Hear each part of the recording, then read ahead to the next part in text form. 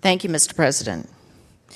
So thank you, Senator Schultz, for giving us a little background on Iowa health and wellness. Some of the things you might have forgot to tell them, it was a very bipartisan bill.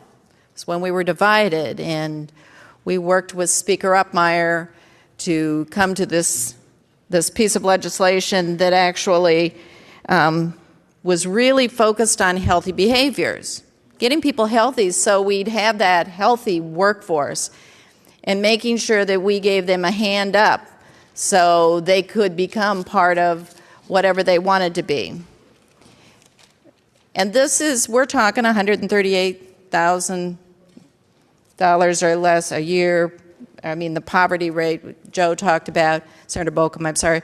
And this is not some group of people that have a lot of wealth.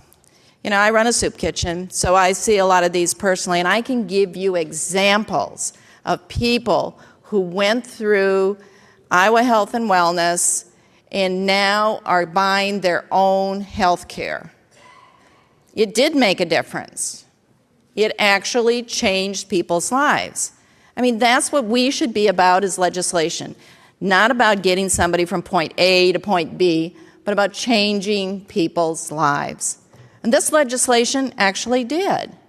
Senator Yoakum ran the bill on the floor. She knows. She sees those people as well. This makes a difference.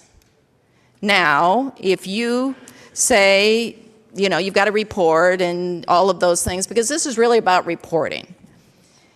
And where are they going to work? And who's going to make them, you know, or help them, not who's going to make them, who's going to help them get that next opportunity. We've got fads, but that doesn't always fit into everybody's schedule.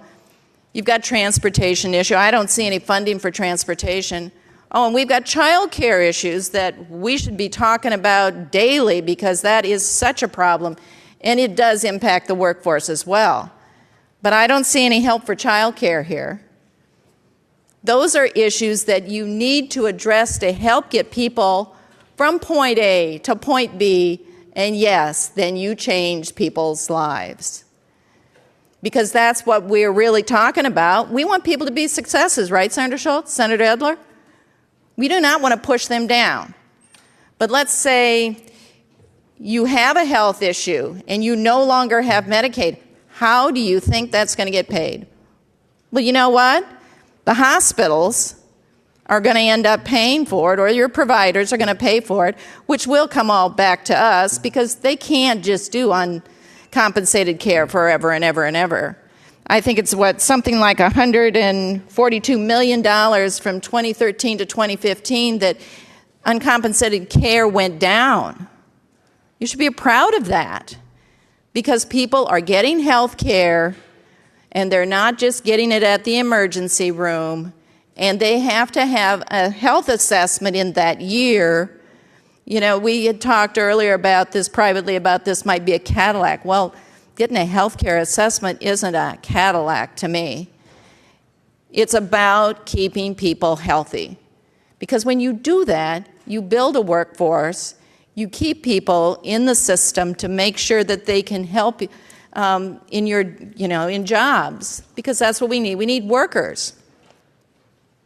I think that we need to make sure that we're not having the consequences that could really impact whether it's the people that you want to work in organizations.